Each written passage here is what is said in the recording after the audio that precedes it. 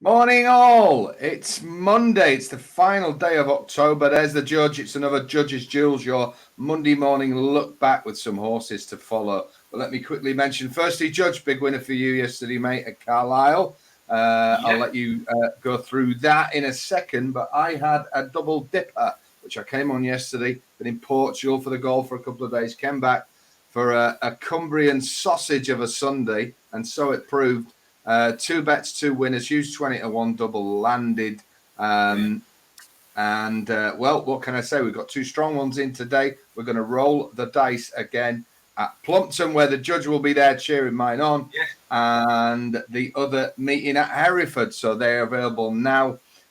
This one's a 14-1 double, so you're doing two win bets and a win double. We've absolutely scorched in yesterday. 20-1 double and two nice 7-2 and 3-1 winners. And I'll come to those races because they involve my two to watch out for, and they're not the two winners. So, Judge, well done yesterday, mate. Just go through yours before you do your first one. Thanks, mate. Yeah, I napped Beauport yesterday. It was 7-2. Tonight ran very nice race. I thought for a split second up the running I was going to get done again, but stayed on very well. It's a nice novice for this season. I think it's a sort of horse later on in perhaps not this year, but sort of next year you can see running well in a national, not say a grand national, but a national of some description. It's a right good quality staying chaser for the future. Lovely, jumped well, really did jump well, especially first time out. Yeah, that's a good performance. Often a good race that. Yeah, and also let's be honest, he's with the right trainer for a national as well, isn't he, Mr. Twiston Davis? He knows a thing or two about getting national winners. So I just like I like the horse. You know, the nationals never run on fast ground anymore either, is it? It's always they'll always sort of put an extra bit of water down. So you can see this horse possibly, obviously no chance this year, but sort of for a year or two's time running in a good national. You know, one of the main four, as I would call it. Yeah, right. Let's kick you off. Let's crack on, as they say. Duel of the week, Judge. Right, so I'm just going to put my flat hat on just for one more go, because there's one that really caught my eye at Newmarket on Saturday. Funny enough, I think it was the last race of the day, so it's almost like it was telling me I've got to find one. I really like the run of King Mania, a Chris Wall filly. She's running off 80 here. She's ridden by a £7 claimer. She didn't get a very clear run. The winner won very easily, Astral Bow. But I do think this horse would have given it something to think about if it got a clear run. She's becoming very well handicapped now, and I could see her running on, the all-weather Newcastle, somewhere with a stiff finish. That would really suit her. She really finished very well. She's very well handicapped now, and you'd like to think that she'd possibly be going out in the next couple of weeks. I mean, if you look back at her runs, she's won off this mark of 80. They can't put her up for finishing fifth. If anything, they could leave her mark or drop her a pound. She's got to be thereabouts when she runs in certainly her next two starts. She's definitely one to follow. So that one you're looking for there is King Mania. King Mania for the brilliant Chris Wall on the flat there. As the flats come to an end, does it not? We can concentrate on the jump. Well, I want to look back at the two races that involved the double dipper yesterday. Now, the first one was the 125. And our winner was Iron Bridge.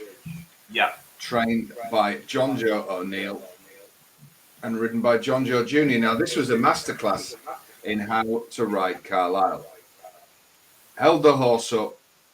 The ground was testing yesterday. This was a really, really good race. It was a novice handicap chase.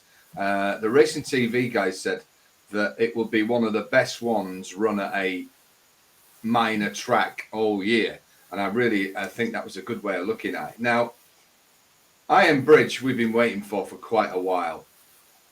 The horse really stays well and jumps well. And we'll get 3 miles and beyond in time. It's only 6. Love the big round action. Was always going to be tough to beat. And John Joe brought him through. He made a mistake at the first. So he held him back, let them get on with it. Brought it in between 4 and 3 out. It was just a masterful ride. But the horse that I think is going to get overlooked here, now Iron Bridge, of course, keep an eye out for. It's Harper's Brook. Harper's Brook the second, trained by Ben Pauling, who's got his horses in form. This horse rode nearer to the pace. He led 2 out, Now I'm watching my selection behind, thinking, Harper's going well here. Ironbridge swatted him out of the way, but I still think this was a run of real merit. This was a good race, and yet it was 15 lengths back to the third. So yes, he's got stuffed himself, right. But he's given what we were told was a very strong field, a shellacking really, and he's just bumped into one. Now the interesting thing about this is Ironbridge won this through stamina. I think this Harper's Brook has got plenty of pace, and what I think Ben Pauling might do. The horse does go on the soft. He proved that yesterday. The time before he won over 2 mile 4 on good ground at Foss Last, which again is about stamina. I think with this, I would consider keeping him at 2 mile 4 or even bringing him back to 2 miles on heavy, on proper deep ground. And I think he'd be very, very tough to beat in Class 3 company. I think he could even be a horse that we see at the Cheltenhams and entries later. I think keep a close eye on him. Don't worry that he got beat 8 lengths. Think about it from the viewpoint that he gave a good field, a 15 length stuffing. And let's be honest, had Ironbridge tumbled at the first instead of just making a obviously mistake, we'd have all been raving about this being an easy winner, wouldn't we? So, them's the breaks and whatever. But I think Harper's Brook will be overrated. Everyone will look at the winner. I'm very pleased the winner won, don't get me wrong, as it was leg 1 of our double dipper. But I do think this is a real, what this Monday morning show is about, giving you an angle. And I think Harper's Brook, an underrated horse, will be too big a price next time. I would even drop him back to 2 mile on heavy. I think he's got a lot of pace, and he proved yesterday he goes on the ground. So for me, Harper's Brook is a major eye catcher for next time. I definitely think you've got one there, mate. I really like the horse. I mean, when it fell at Cheltenham last year in a race that I think if you remember a few weeks ago, I tipped up a different kind who should have won at Aintree, and that's really good novice hurdle form from last season. And to be honest, he travelled the best. He travelled totally the best throughout the race. Ironbridge, like I say, jumped stickily early, didn't it? First 3 or 4 jumps, and then warmed up as the race went on. And actually, the longer the race went, the better he went. And like you say, 15 lengths back to the third. I do think this was a good race, and I think there'll probably be smaller winners further behind that. So I'd be amazed if this horse doesn't win off its mark. It's probably going to go up. It can only go up £1 or £2 for getting beaten 8 lengths, but it did beat the rest of the field 15, so probably go up £1 or £2. But this horse has definitely got at least 1 or 2 handicaps in it, hasn't it, off that mark? Oh yeah. Yeah, so, I mean, I like it. I like that one, definitely. And I think that's a race you want to just keep a little eye on to work out for the future, Ironbridge, and then actually have a look at like the 4th, 5th. You can sort of see horses like that winning Northern Handicaps later in the year, can't you? Completely, yeah. Let's have your second one, mate. Right, yes. Getting quite excited with your one there. My second one, right. I've been following this horse for a little while. It was actually running in them Cheltenham handicaps last season because this horse was a really good novice. The horse I'm going to be talking about is Dayran Dakar Jack, or Dayran Dakar Jack, however you pronounce it. But this horse, I did actually put it up once in one of them big Cheltenham handicaps, like I say. Run okay, sort of made some mistakes and came 5th. He didn't really run its form last year, and of course, consequently, it started dropping down the handicap. This horse, I remember, back at Newbury, gave Champ a right scare jumping the last in a novice chase there. But it kind of pulled itself up, and I've always had him a bit of a thinker in a finish. He wants to come hard and late. Now, if you watch the race at Weatherby on Saturday, I felt sorry for Tom Bellamy because he came to lead. He wanted to lead after the last, but he got there perhaps a tad too soon. He made a slight overreach at the last, but still had plenty left. And then as they jumped the last, he's 2 lengths up. You think he's won the race, and then he kind of said after you, Claude, a little bit, and got caught by a decent horse, inform horse of Ladron. Now, if you look how far back the third was, which you just talked about, it was 19 lengths back to the Paddy Pie. These two look both well in front of their marks. Obviously, the handicapper's going to put him up a couple of pounds for coming second here.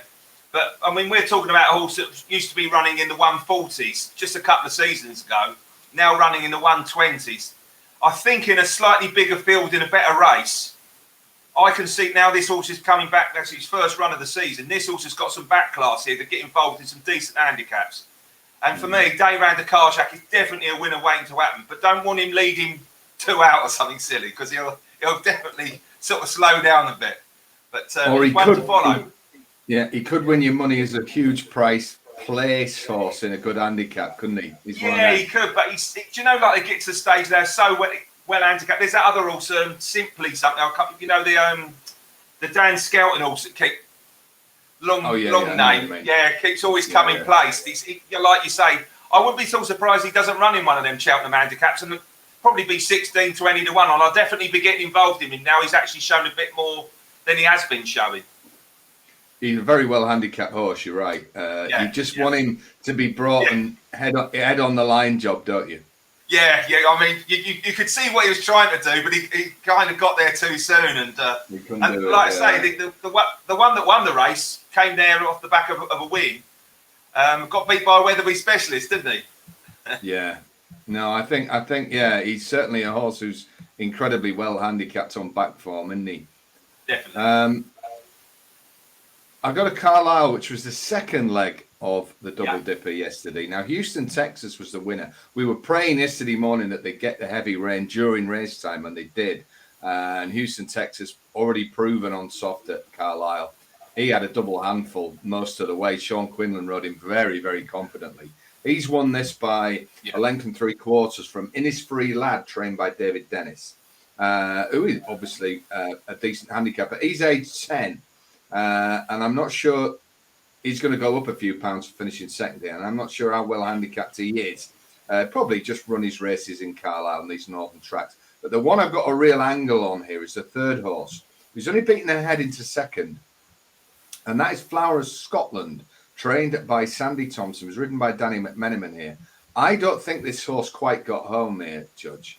And it's not the first time I don't think he has. Now, there's no shame in not getting home over 3 mile, 3 mile 2 Carlisle in soft. It doesn't mean you're like, wait, it was a brutal hill finish. And he didn't get up there. He only got beat 2 lengths. He's then run before that at Perth over 3 mile 2. Again, it was quite slow ground there. And he ran fourth. I don't think he got home there either. And I think the angle to play here is, and I'm sure Sandy Thompson will do it sooner rather than later, is to go back to the trip that he last won on, which was 2 mile 4 on soft ground at Kelso, when Ryan Mania rode him. And he really was impressive that day. He won by 6 lengths from Motown Maggie, who there was a big word for on the day, sent over by Gordon Elliott.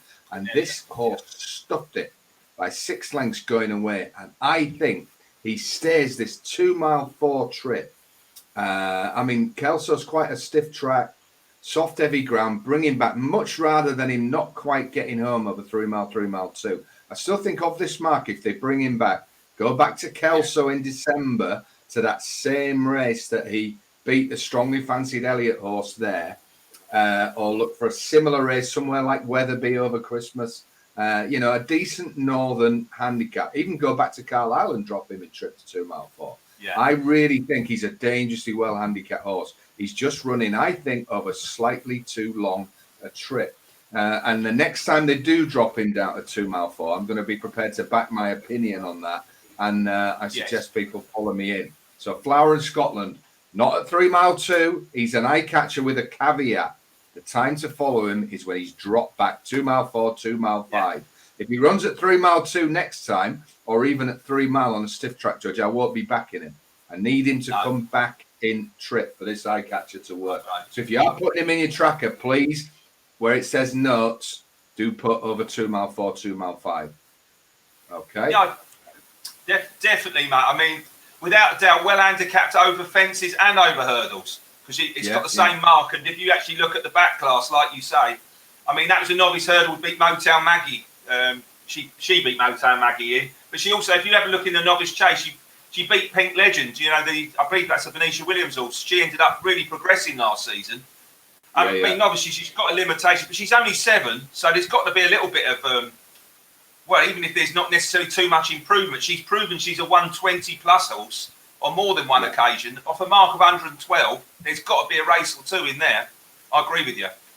Nice That's race strong. that. And that Innisfree lad, I think it's quite a good yardstick. I believe it's the same horse that won at Plumpton. A nice long distance chase round there. I think I was there that day. I thought, cool, what's that doing coming down here? And it's a long distance traveller that day. Yeah, and like I say, that's a good line, mate. You found one there, definitely. Okay, thank you. Right, yes, hit me with your last one then, Judge. Well, my last one is definitely going to be a more medium to long-term project. I ask you to keep an eye out and put it in your tracker to watch.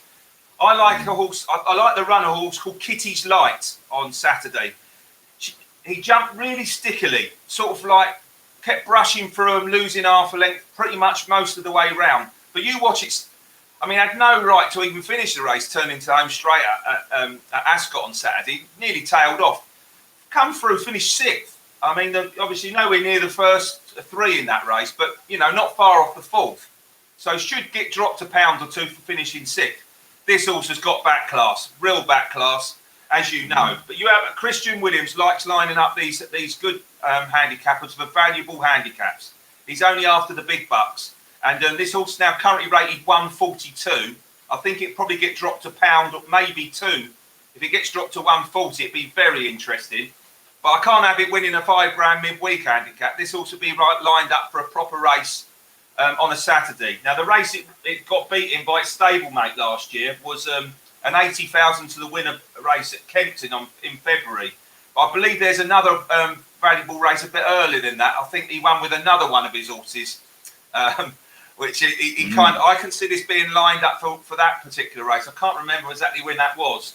But please put this horse in your tracker, watch it. If it started jumping a little bit smoothly, I definitely think there's a race in this off a mark of 140, because it came second in that race off of 140. It also came, where are we now? It came third in the old Betfred, or whatever it's called now, Bet365, off a mark of 145 just 2 runs ago. So the handicapper's already relenting. You think, well, Kitty's Light, don't you think? So I think I must be about 9. It seems to be about forever. He's only 6, so he's, you know, he's not. He's had a lot of. He's been to the dances a few times, but I do think there's another walks or two in him, especially on a Saturday.